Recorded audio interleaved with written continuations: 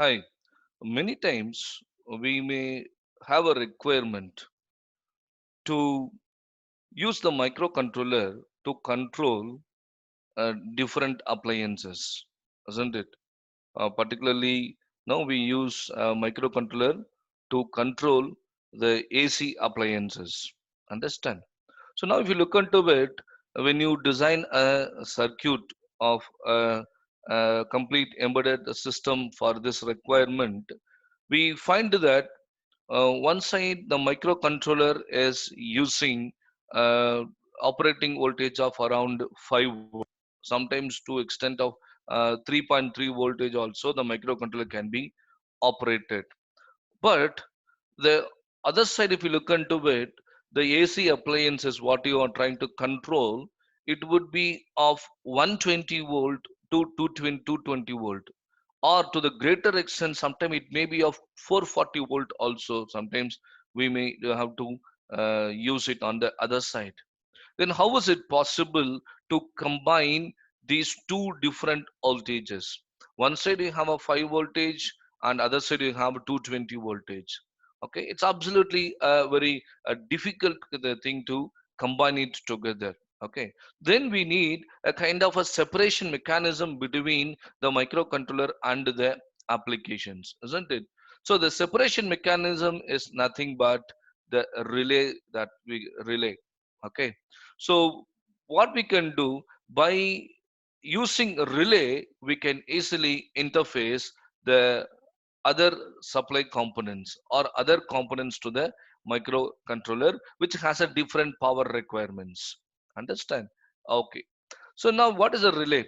Okay, relay is basically a device, electrical device, which allows the isolation of two separate sections of a system with the two different voltage sources, isn't it? So your microcontroller requires 5 volt, but your appliances requires 220 volt.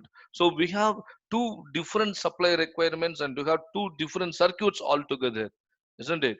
So in order to bring a separation between the circuits with the different power requirements, we can use a relay, isn't it? It allows the isolation of two separate sections of a system with the two different voltage sources. And it's also called as electromechanical or electromagnetic relay, EMR. Okay, because there are some mechanical components present inside the relay. That's why it's called as electromechanical relay, isn't it? So you can see the relay schematics here, internal structure of the relay. So relay consists of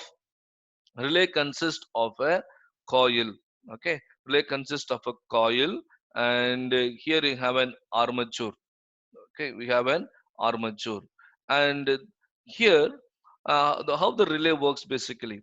Whenever a current passes through a coil, whenever a current passes through a coil, the coil gets magnetized. As a coil gets magnetized, the armature which is set apart will be attracted towards the coil.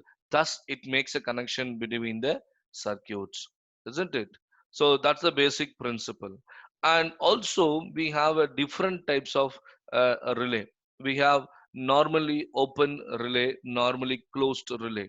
Now in a normally open relay, the armature will be coming into contact with the coil only when the coil gets energized, isn't it? That's called normally open.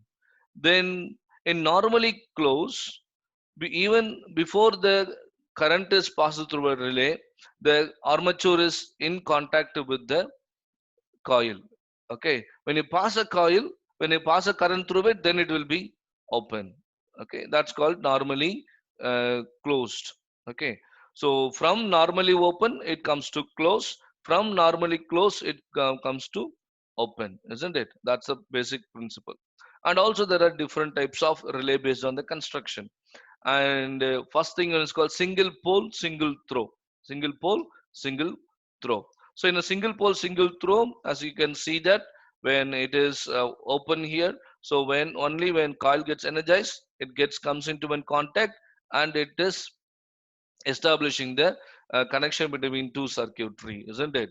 Whereas next method what we have here is called SPDT, single pole double throw. Okay, the one contact can be used in no, one armature can be used in two directions. One is called normally open, other one is called normally closed, isn't it? That's what single pole double throw. Then double pole double throw. Okay, so there are two armatures are used together. It is going to make a connection to either for normally open setup or to the normally closed setup. Okay, so this type of relay is called electromechanical relay or electromagnetic relay, isn't it? Okay, then then what do we need actually when you want to uh, use a microcontroller, isn't it, for controlling an appliance? Okay, so what do we need? We connect a relay here actually to connect a relay to give the separation. But this relay energy, coil to get energized, the relay requires what? 10 milliampere current. What a microcontroller can produce, isn't it? All that microcontroller can produce is maximum of 1 to 20 milliampere, isn't it? Then how to get this 10 milliampere relay? For this, what we have to do, you have to use a special uh, device. Power devices are called as a drivers. Okay, so the drivers such as ULN 2803, it's called a relay driver. It's called a relay driver, which can be used for our applications. Got it? So then what do we need? We either use a relay of available relay in the market, or also you can use some power transistors as a driver to drive a relay. Now if you look into it, how it is connected to the 8051 here. Yes, very good. So on the left hand side, you have a microcontroller, and one of the uh, pin of a port of a microcontroller is being used here, and this pin is connected to the driver. Then driver in turn drives the relay, which enables a connection between the microcontroller and to the appliances in a safe way, isn't it? That's very, very important for us to understand. So when you want to use a relay circuit cannot be used directly with a microcontroller. What you have to do, use in between you have to use a relay driver. The relay driver could be a packed driver, but it's available as a package ULN 2803, or you can use a power transistor.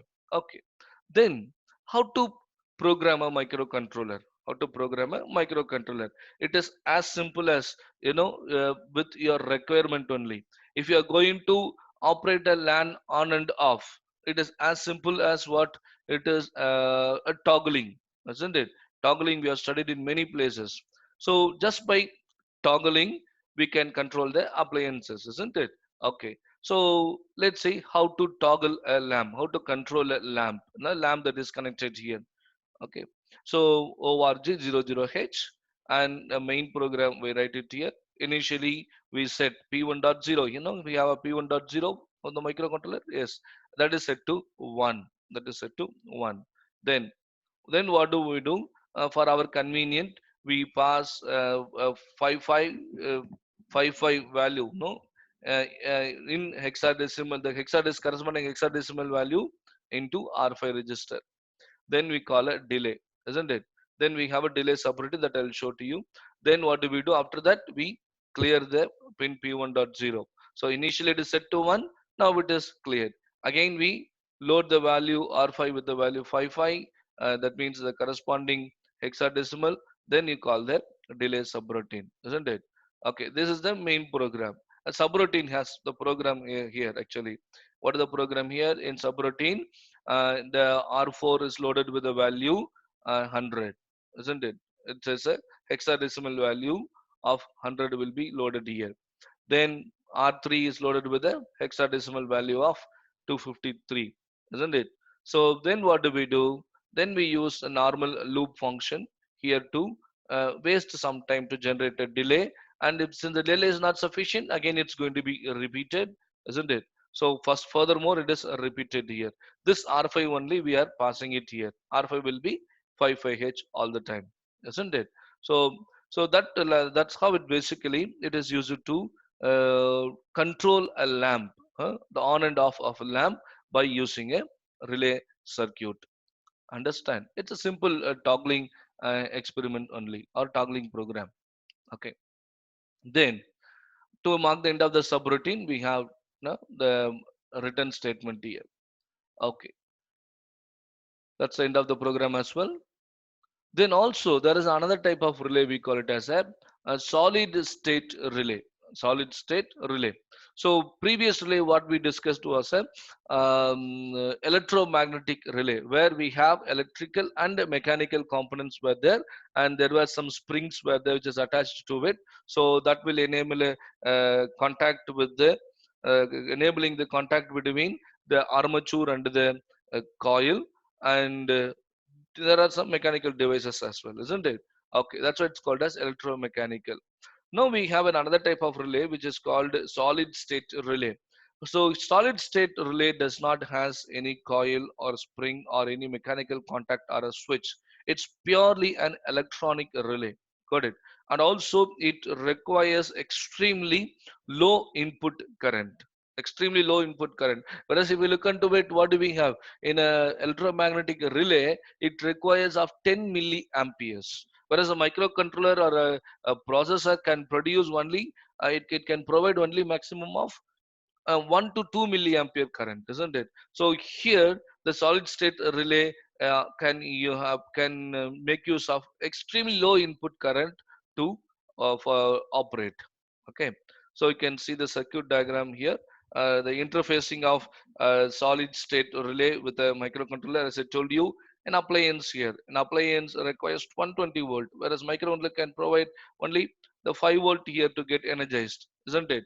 So there are two different supplies here, and that is isolated with the help of the solid state relay. And program is quite similar, same thing only. P1.0 we are using it. We are just going to on and off. So whenever you want to on, send it one through this bit. Then there's pass a delay, and afterwards again, if you want to off, you can send an off signal through the P1.0 by clearing this particular bit. That will help us to help control the appliance, isn't it? And the next part is called opto isolator. It's another type of kind of a relay only. It's a kind of a circuit which is used to separate the two parts of the circuit. Also, it's called as an opto coupler, opto isolator, or also you can call it an opto coupler. What is this? It is also used to isolate two parts of a system, two parts of a system, and this has an LED transmitter and a photo sensor and receiver. Photo sensor and receiver.